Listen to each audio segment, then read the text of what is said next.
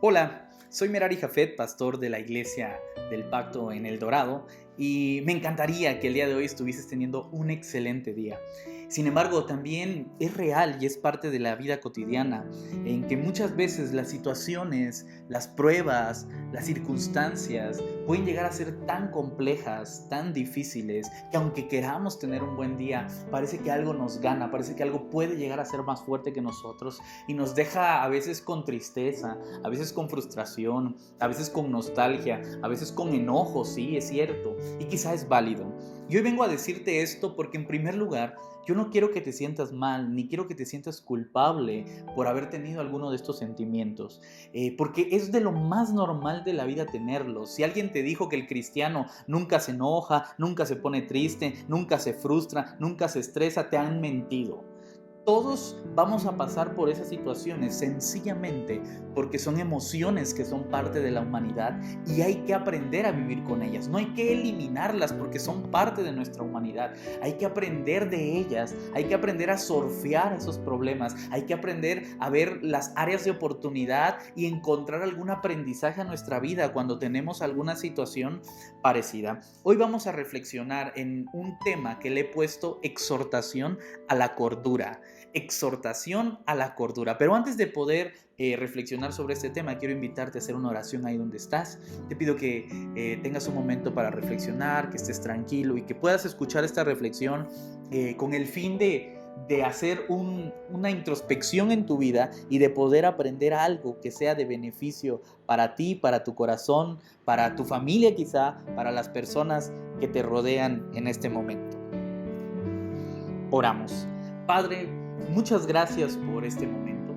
Gracias, Señor, porque tú estás en medio de nosotros, porque a pesar de las circunstancias y de las situaciones difíciles que estamos viviendo, tú obras, Señor, tú nos muestras tu amor, tú nos muestras tu paz, tú quieres cosas buenas de nosotros, tus deseos son buenos y, Señor, tú también estás dispuesto a exhortarnos porque nos amas, Señor. Tú estás dispuesto a decirnos en qué estamos mal para que nuestras vidas puedan mejorar, puedan ser más agradables, vivirse mejor, disfrutarlas mejor y también ser mejores hijos tuyos, cada vez parecernos más a ti. Gracias porque tú quieres eso. Tú no quieres destruirnos, ni aniquilarnos, ni llevarnos al borde de la locura. Al contrario, Señor, tú quieres sacarnos de ahí y también quieres enseñarnos a salir de ahí. Así que, Padre, yo te pido que tu Espíritu Santo nos dirija en este momento y que todas las personas que necesitan escuchar esto sean bendecidas y sean tocadas por tu Espíritu Santo. En el nombre de Jesús, amén. Exhortación a la cordura. Y esta exhortación comienza con un momento de crisis. Todos tenemos un momento de crisis y en las crisis, esta es la frase que resume todo, en las crisis se prueba nuestro carácter. La crisis sirve para que nuestro carácter pueda ser probado, pueda crecer, pueda mejorar. Si nosotros no aprendemos a ver la crisis como una oportunidad, siempre la vamos a estar viendo como un momento que nos destruye, un momento que nos atrasa, un momento que nos echa a perder. Pero el día en el que tú te das cuenta que la crisis es una oportunidad de ser mejor, de salir adelante, de reflexionar en cosas que puedes hacer de una manera distinta, en ese día las crisis se convierten en un trampolín para que tú seas una mejor persona. Pero antes de que esto pueda llegar a suceder, pues déjame decirte que la crisis pues saca lo más feo de nuestra personalidad, sobre todo porque deja vulnerables cosas que normalmente son calmadas por otras circunstancias. A lo largo de la vida todos estamos estresados, todos tenemos un montón de cosas difíciles, pero hay cosas que nos van refrescando esto. Digamos, se puede salir con los amigos, podemos tener pláticas, podemos ver programas de televisión, podemos recibir dinero cuando trabajamos, podemos gastar ese dinero y consumir, y todas esas cosas son como pequeños calmantes a nuestro estrés que nos van dando la oportunidad de apaciguar, de ponerle parches a toda la crisis que estamos llevando y nos permiten llevarla de una manera mejor. Son como una droga, vaya, que nos permite no caer en el hoyo de la frustración y que poco a poco nos va ayudando a salir de ella. Pero ¿qué pasa cuando la crisis es tan grande que ya no somos capaces de tener estos calmantes? Yo te voy a poner dos ejemplos. El primero de ellos es real para todos el día de hoy y es el asunto de la contingencia. Estamos en cuarentena, estamos encerrados y si tú eras de la persona que te encantaba salir a tomar un café y ahí te desestresabas, o que te encantaba estar en tu casa solo durante 2 horas y ahí te desestresabas, o te gustaba ir a las tiendas a comprar y ahí te desestresabas, bueno, déjame decirte que estás en un grave problema, porque en estos momentos tú vas a tener que estar en casa y quizá acompañado en exceso de personas con quienes no estás acostumbrado a estar tanto tiempo. Y es que la familia, por más que tú la quieras, por más que tú la ames, llega un momento en donde cada persona hace su propia vida, hace su propia rutina, hace su propio ritmo y nos sobrellevamos y estamos bien porque sencillamente todos ya sabemos qué hacer, todos tenemos nuestros horarios, nuestras formas, y cuando convivimos son momentos especiales y los disfrutamos mucho. El problema es cuando a fuerzas estás encerrado durante mucho tiempo. Créeme, esto va a ser una situación complicada para muchas personas. Quizá no sea tu caso, pero seguramente es el caso de muchas otras personas que ahora están experimentando una nueva manera de vivir, una nueva forma de adaptarse, y esto va a tener ciertas consecuencias. Pero hay otra perspectiva también interesante, y es el tema de la depresión.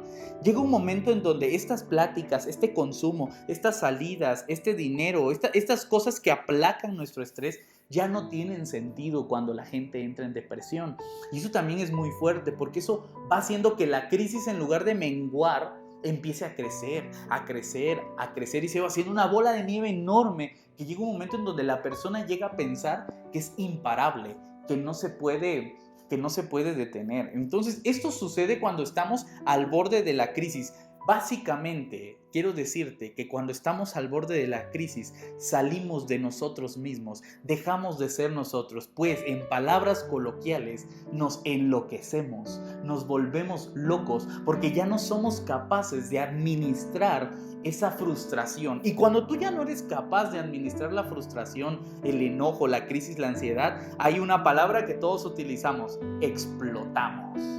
Explotamos, y es donde sale lo peor de nosotros, pero sale sin medida, sale sin límites, sale sin dirección. Y cuando eso sucede es cuando empezamos a lastimar a otras personas y también nos lastimamos a nosotros mismos. Así que estos momentos nos van a pasar toda la vida, pero quiero decirte que hay que tener cuidado de no llegar a la locura, de no llegar a la explosión, de no llegar a los límites, sino saber administrar los momentos más difíciles. Es por eso que esto es una exhortación a la cordura. Hoy tú tienes que entender que eres frágil, sí, y que eres propenso a llegar a esos momentos, sí, que quizá hayas pasado por ellos, sí, pero que tienes la responsabilidad de administrar esas emociones, sobre todo cuando se están viviendo momentos difíciles en donde todos van a estar al borde de la explosión. Es necesario que entre ellos haya luz, y esa luz quiero que seas tú. Dios quiere que seas tú, y Dios nos ha llamado a todos nosotros a ser esa luz en medio de la oscuridad, a ser esa cordura en medio de la locura. Así que, familia, vamos a estudiar, vamos a leer Efesios 4 del 17 al 32, y sobre esta lectura es que vamos a hacer toda nuestra reflexión el día de hoy.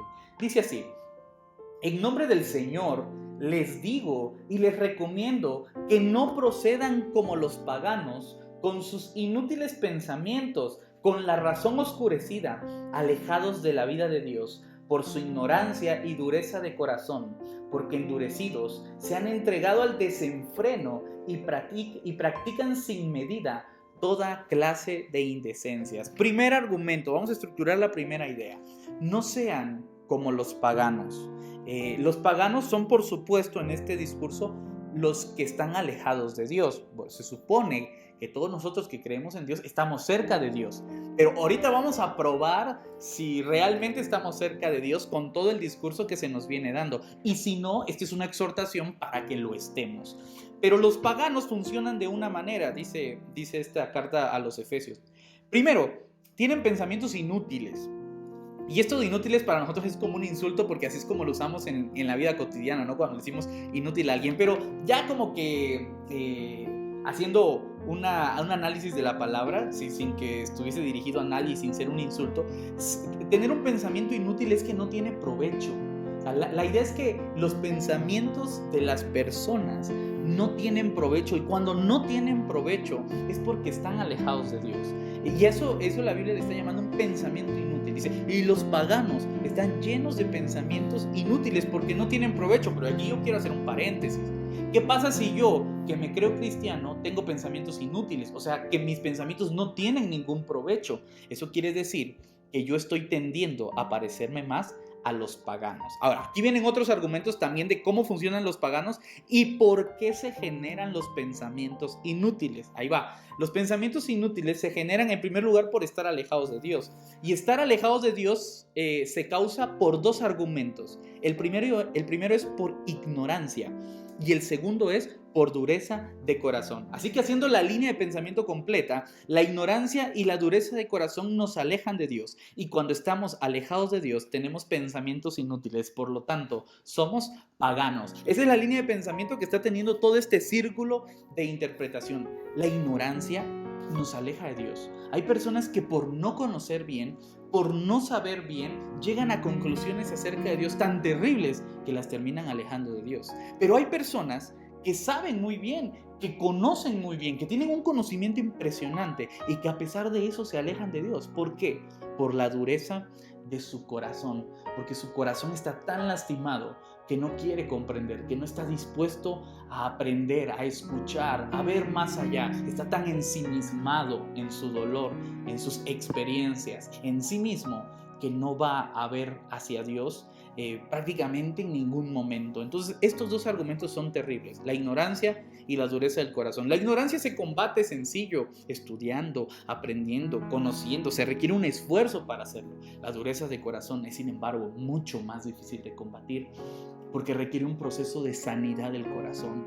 Requiere que tu corazón esté en calma, se vaya teniendo paz, vaya encontrando esas salidas poco a poco, y entonces poder darse la oportunidad de conocer a Dios. La dureza del corazón es difícil, pero la dureza del corazón provoca algo que es devastador, y el texto aquí le llama el desenfreno. El desenfreno se causa por la dureza del corazón. Es cuando ya no tienes medida, es cuando haces algo sin medidas, cuando no te importan las consecuencias. A eso se le llama desenfreno. La persona que su vida es desenfrenada, que no tiene límites, que no tiene conciencia de lo que hace, es una persona que tiene una dureza en su corazón, que está alejado de Dios, que tiene pensamientos inútiles, y a eso el texto le llama pagano. Así que seguramente nosotros conocemos a muchas personas con esta descripción, pero ahora a lo que yo temo es que nosotros, en tiempos de crisis, podamos llegar a ser personas con esta descripción. O sea, es obvio que en el mundo hay personas así, pero no debe ser obvio que dentro de los cristianos hayan personas así. No puede ser obvio. No pueden haber personas en nuestra familia que se den al desenfreno, que no tengan medida, porque eso solamente quiere decir que su corazón está duro. Y si su corazón está duro es porque están alejados de Dios. Por eso, hermanos, esto es una exhortación a la cordura. Voy a seguir leyendo el texto. Si es que de veras oyeron hablar de él y de él aprendieron en qué consiste la verdad, está hablando de que si de verdad son cristianos y de verdad escucharon de Jesús, entonces, y aquí viene la exhortación, despójense de la conducta pasada, del hombre viejo que se corrompe con sus malos deseos. Renuévense en su espíritu y en su mente y revístanse del hombre nuevo, creado a imagen de Dios, con justicia y santidad auténticas. El cristiano, tú que me estás escuchando, como cristiano o como una persona que quiere ser una persona buena, tiene dos opciones: ser como su viejo yo y vivir en ese pasado con malos deseos. Y con malos deseos, insisto, con el desenfreno. Y si quieres que te haga más eco, es explotar, salir de sí cuando tienes una crisis muy grande, no medir las consecuencias de los actos que tienes cuando te enojas, cuando gritas, cuando hablas. Eso es tener dureza de corazón, eso es tener desenfreno, eso es no tener medidas, y de eso es de lo que hay que cuidarnos, porque nosotros esperamos tener ya una nueva persona, ser un nuevo hombre, ser una nueva mujer, y esta nueva persona, si es que hemos escuchado el evangelio, tiene que ir de acuerdo a la imagen de Dios. Uno no puede ser un seguidor de Dios haciendo lo que quiere, no se puede. Tiene que ser a la imagen de Dios, y la imagen de Dios se basa en dos realidades: justicia y santidad. Buscar la justicia siempre, estar dispuestos a hacer lo justo, a que si hay un problema hay que mediar y decir, a ver, vamos a ver qué es realmente lo que se tiene que hacer, vamos a ver realmente quién cometió el error y cómo podemos solucionarlo. Eso es justo. Pero también hay que buscar la santidad. ¿Qué es la santidad en este contexto? Prevenir llegar al juicio para que se ejecute justicia. O sea, antes de que haya un juicio para que exista justicia, esto se puede prevenir. No tienes que llegar al juzgado si no has cometido ningún delito. Y esto es lo que estamos hablando de santidad. Por eso lo que sigue son una serie de descripciones de lo que estamos llamados a hacer para evitar llegar a esos momentos críticos en donde explotemos y entonces tengamos que ser catalogados como personas desenfrenadas y con dureza del corazón. ¿Cuáles son estos argumentos? Y aquí es donde te pido que tengas unos minutos para reflexionar, para que podamos tomar esta palabra como una exhortación a nuestra vida y las busquemos realizar con esfuerzo. Dice así: por lo tanto, eliminen la mentira y díganse la verdad unos a otros, ya que todos somos miembros del mismo cuerpo. Si tú estás en tu casa, si tú estás en tu familia, la palabra de Dios nos está diciendo que tratemos de decir la verdad. No podemos vivir escondiendo cosas, escondiendo verdades, porque al final todos somos parte de un mismo cuerpo. Imagínate que tu brazo le mintiera a tu otro brazo, ¿no? Que tu cabeza le mintiera a todo tu cuerpo. Sería un caos total, y eso es lo que sucede a veces en las familias, en nuestros sistemas. Son caos totales porque no hay verdad. Porque hay mentira, porque hay mentiras a medias, porque hay verdades encubiertas, porque parece ser que es preferible mantener una unidad a costa de mentiras, y eso para el evangelio nunca es cierto. Siempre es preferible hablar con la verdad, decir las cosas como son, porque en ese entendido vamos a poder tener buenos diálogos. Es tu cuerpo, es tu propia casa, no les puedes mentir, porque entonces estamos procurando hacer cosas malas y esas van a tener consecuencias. Van a tener consecuencias que, créeme, a su tiempo llegarán a un desenfreno, a durezas de corazón de parte tuya o de parte de aquellos que han sido perjudicados por ti o por otros también. Así que la primera es no a la mentira. Después, versículo 28 dice: si se enojan, no pequen, que la puerta del sol no los sorprenda en su enojo. Esto también es importante, ¿vale? Todos nos vamos a enojar alguna vez y es válido. Digo, no es pecado enojarse, pero si te enojas, no peques, no caigas en el desenfreno, no caigas en la locura, no caigas en la explosión, pues. Enójate, pero enójate moderadamente. Sí es posible hacerlo porque tú tienes la enseñanza y la imagen de Dios para hacerlo. Airaos, pero no pequéis, una frase que creo que todos los cristianos conocemos muy bien. 28. El que robaba, no robe más, y póngase a trabajar honestamente con sus propias manos para ganar algo y poder socorrer al que tiene necesidad. El trabajo es muy importante, de verdad que en todo sistema, ya sea familia, ya sea iglesia, ya sea sociedad, todos tienen que producir, todos tienen que producir, y por favor no le permitas a nadie no producir, porque eso va volviendo al sistema tóxico. O sea, el que no produce no tiene nada en sus manos que dar, y esto es grave para un evangelio que se trata de dar. O sea, al final de cuentas, todo el evangelio de Jesús se trata de qué tú puedes dar, pero tú no puedes dar nada si no eres capaz de producir nada. Es imposible. Entonces, uno tiene que procurar, primero como persona, producir, hacer algo, trabajar, tener algo en la mano para que pueda dar. Y esto de dar puede ser económicamente, por supuesto. Puede ayudar a la casa, claro que sí, pero también puede ser un tema de conocimiento, un tema de reflexión, un tema de amor, un tema de paciencia, un tema de justicia, de tranquilidad, de felicidad. Uno puede dar tantas cosas en la vida, pero tiene que poder dar algo. Es importantísimo dar algo. Y para que tú puedas dar algo, tienes que trabajar. Es necesario que haya un esfuerzo previo para que entonces tú tengas algo en la mano y seas capaz de darlo. No salga de su boca ninguna palabra ofensiva, sino palabras buenas que ayuden a crecer a quien lo necesita y agradece a quien las escucha. Esto de frenar la boca es lo más terrible, ¿verdad? Todos tenemos este problema de querer hablar, querer decir, querer enseñar, querer exhortar, querer regañar. Y bueno, todos tenemos derecho a hablar, te lo digo, pero todos tenemos la responsabilidad de cuidar qué decimos. Si no estás seguro de que lo que vayas a decir sirva para que la otra persona crezca o le vaya a agradar a la otra persona, no lo digas. De verdad, no lo digas, porque solamente vas a lastimar, solamente vas a dañar. Y a veces vale la pena más quedarse callado. No porque quizá tú digas, es que el otro ni me va a hacer caso. No. Es porque tú no has logrado desarrollar la habilidad para decir las cosas de una manera que a la otra persona la hagan crecer o que a la otra persona le agraden. Toda persona que habla tiene la responsabilidad de que lo que dice sirva para que el otro crezca o sirva para que le agrade. Y cuando nosotros empezamos a modular nuestro vocabulario, a moderar nuestras intenciones, a moderar lo que decimos, empezamos a hacer bendición para las personas.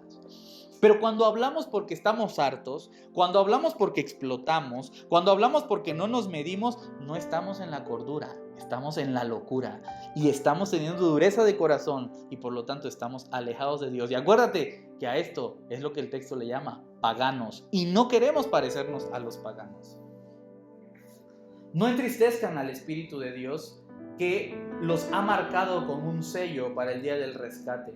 Eviten toda amargura, pasión, enojos, gritos, insultos y cualquier tipo de maldad. Por favor, evitémoslo. Y este tiempo va a ser bien difícil para evitarlo, pero hay que evitarlo a toda costa. Al contrario, busquemos ser amables y compasivos unos con otros. Pero la corona de toda esta reflexión es: perdónense como Dios los ha perdonado. Porque es muy probable que en la crisis, en los momentos difíciles, caigamos en todo esto que hemos dicho que no hay que hacer. Seguramente alguien de nosotros lo va a hacer y es importante estar dispuestos a ser perdonados.